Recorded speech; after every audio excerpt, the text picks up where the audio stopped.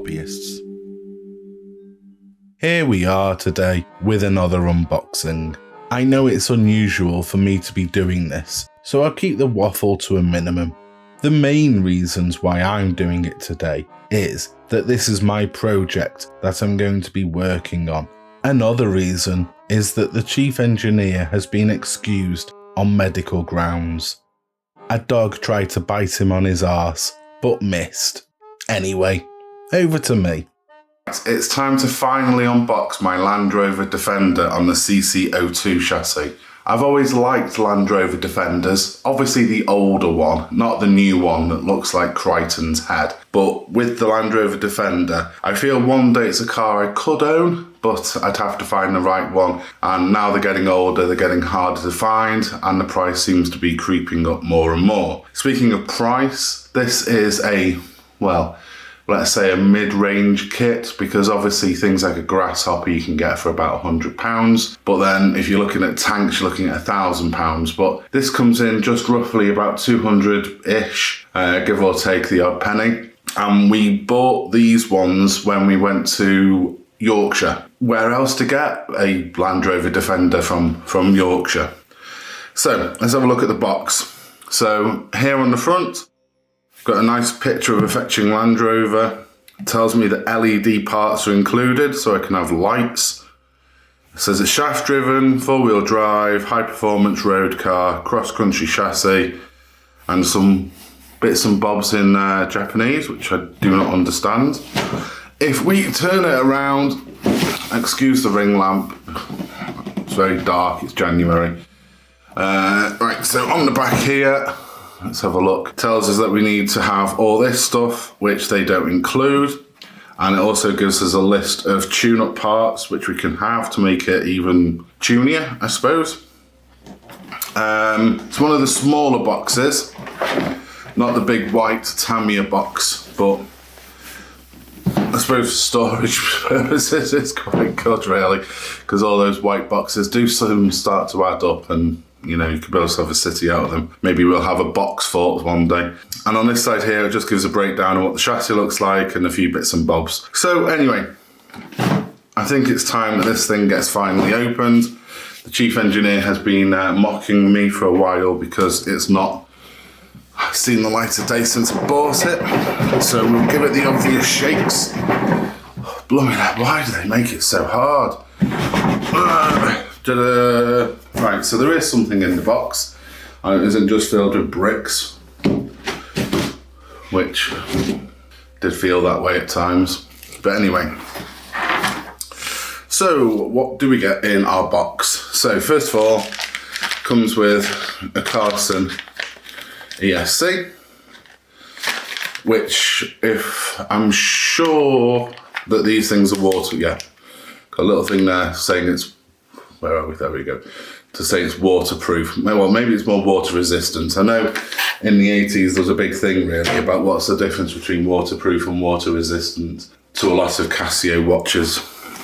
But anyway, so once we open that, we can see here there's the tyre cover for the back.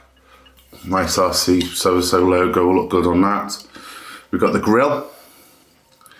We've got some other bits and bobs. And this is probably wing mirrors, which, again, I don't really know how long wing mirrors are going to last. Let's get this one out. So here we have a bag of bits and odds and sods and stuff, all the alphabet bags. So we have a bag A. Always got to start somewhere. So that's gears and cogs and looks like plastic bloody bearings in it. Bag B, which has got some metal in there. That should be interesting. We also have a bag C, which has got more stuff for the gearbox in there, and some shafts and expansion for the suspension. And to finish off the alphabet, we've got bag D. In this one here, we've got some shock fluid. To be honest with you, I tend to save my little bottles of fluid because I bought some fluid a while ago in bigger bottles, so I'm trying to use that up first. Oh, we've got a whole bag, maybe let's call it A, and that's full of pins and screws and washers. Servo bits and bobs. And, oh dear, it looks like it comes with a silver can. Luckily, I've already got the replacement upstairs for this. If I remember by the end of the video, I'll run upstairs and go and get it and we'll see what it is. But anyway, so that's what you get in the bag of bits. Okay, so no further point to it. The jelly mould. God, you need a lot of bloody Roundtree jelly to fill this one up. So here we go. Boxy, which is what we wanted. Oh, the blooming wheel arches aren't pre-cut, which is going to be a nuisance. But yeah, I've always liked this body shape of Defender. 1990 worth, I think it is. But yeah, we can have some fun with that. With colour schemes, in two minds. Option one is I might make it look like an old one, like you see in a farmer's field, like you see on Shaun the Sheep. Or option two, I might make it a bit more, well, grey and black and a bit more stealthy looking. Something that you'd see, you know, what do they call them? Chelsea tractors, is it? You know, so that's the two options that I've got at the moment. So the jury is still out, shall we say. Let's move this thing over to that side there. Okay. So next out of the bag and box are the tyres. Got some good grippiness on them. Now, I have heard not to put foams in these. I don't know how true that is or whether or not you should or you shouldn't, so I'll be doing further research just to make sure that I'm not making a faux pas. Okay, so this must be the LED kit. I've not really put LEDs in a car before. I know the chief engineer is not overly fond of the ones in his Bronco, but seeing they've included the kit, might as well bung it in and see what happens. What's the worst that can happen? Ooh, a blue bag. I'm hoping it's not medical waste, this, but we'll see. Let's have a look. Rustle. So to me, I think that's part of the shocks. So, yeah, they're definitely shock orientated. Boom. So again, these are the rest of the bits of the shocks, all the caps and things on it. Right, next up, okie dokie. So we've got these parts here, which are two matching parts. So I'd probably say it's a left and a right, maybe, or right and a left. Quite good plastic on it, actually. I quite like that. So that should be good to figure them out. Here we go. Here's something that looks a bit more substantial. So I'd imagine this is gearbox housing, bumpers of some sort. I think probably a battery would fit into that bit quite nicely. I did say quite. Okay, what's in the wheelie good bag? So we've got black wheels in this one. Don't know whether or not they're going to be painted. It really depends on what design I go for in the end. Obviously, if I do go for the old style, banged up farmer's vehicle, I might have to paint them. But if I'm going for the black and grey version, then they can probably stay as is, really. Okay. In the darker of the grey plastic bits, looks like that's either side of the gearbox. Recently watched Terminator with my boy and RC-02 Junior, and explaining about how the Sand Scorcher gearbox housing was used in his head. So it was quite a good little thing to pass on. Okay, now, like dairy milk or other types of chocolates are available, we have a second layer. So, let's get the inner box out and see what's in these bags. It's quite good that I'm getting rid of these bags now, because usually what happens is I start building these things and then bags are everywhere. Okay, so there we go. That's part tree number F, or letter F, shall we say, to be more accurate. So I suppose these are runners either side, and a little housing there. So imagine that's to fit something maybe like the light kit in, I'm not too sure. But we'll figure it out together, that's the good thing with RC. One thing which is going to be a big debate is whether to lock or not lock up the diffs. I've seen forums that say, you've got to do it, you have to do it. I've seen forums where it says, don't do it, really do not do it. So at the moment, I don't know if I'm going to do it or I'm not going to do it. If anyone's got any suggestions or ideas with practical explanations to the reasons why, then let me know. And then hopefully I don't mess it up. But, you know, there's still a chance. So this looks like a bag of posts. So post bag. And shafts, I'd say that was. Cool. I know this is not really the most informative, but, you know, I'm not the chief engineer. There we go, the other parts of the shocks. In a fetching grey colour.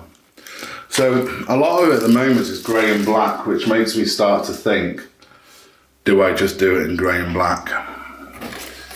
So let's get all the gubbins out of here. What have we got? So we've got a treasure map to the Tamiya Fortune. What's this say? Bangladesh Informe Aggregated Model. No, that's in my language. Important information concerning this kit. Be careful, basically. Which I suppose is good advice than anything, really. The lighting kit unit and detailed instructions on half a piece of paper. So I'm sure that's going to go really well. And for decal wise, we've got window masks, which is always good.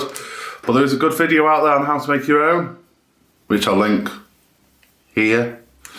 And just general ones for the Defender. We're not going for any racing livery or anything on these ones. And here we go, the instruction book. As I say, I don't know when I'm going to get this built. I'm hoping it's going to be sooner rather than later, just so I get the chief engineer off my back. It says it's on the short wheelbase, this one, which is interesting because I didn't know that. Usual detailed instruction booklet. The chief engineer said when he built the Bronco, it was quite fiddly, but it was fun to do. Which, you know, fiddly. And then we've got to put loads of holes in the body, which I'm sure we can do. And then how to paint it, if you know what paint job you're doing. How to attach that thing on the back. A list of parts here, so when you break something, you know what you're ordering. And here's all the screws, and there's some helpful information as well. So, there we go. That is the Tamiya Land Rover Defender 90, because the 110 is the longer wheelbase one, I think. So that's where you get the 4-door version. But those things are absolutely massive. I saw one the other day in Sainsbury's and it took up like 16 parking spaces or something. Short wheelbase is more fun. The back door usually opens and you've got like bench seats in the back or a dog, maybe, I don't know. Yeah, hopefully get this built, see what it's like, get it tested out there, maybe put it head to head against the Bronco, see which one works out best. And yeah, that's it really. Let's have a look at the pieces with a bit of music. And thanks for watching, subscribe, like, whatever you want to do really. Anyway, thank you.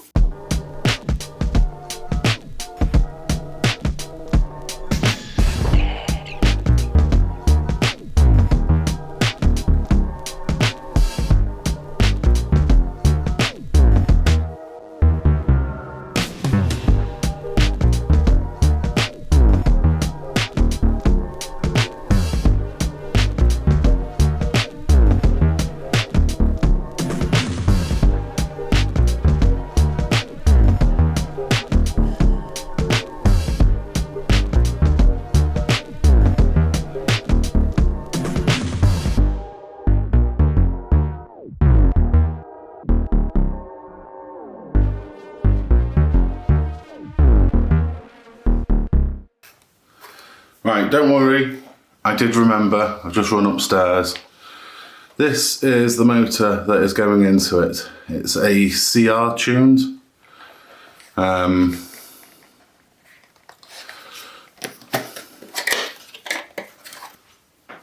Hopefully this will help it. I don't think we'll be doing any crazy crawling or anything like that, but again, it's more than just the silver can. So, got another silver can to add to the collection. This one's going in the Land Rover, as promised. I remembered to show you. So yeah, we'll see how that goes. Anyway, that's it now. I'm going to leave you to it. So you don't miss out on further videos and similar nonsense, please like, feel free to comment, definitely subscribe, and press that bell-shaped thingy to be woken up at all hours for further content. But for now, that's your lot.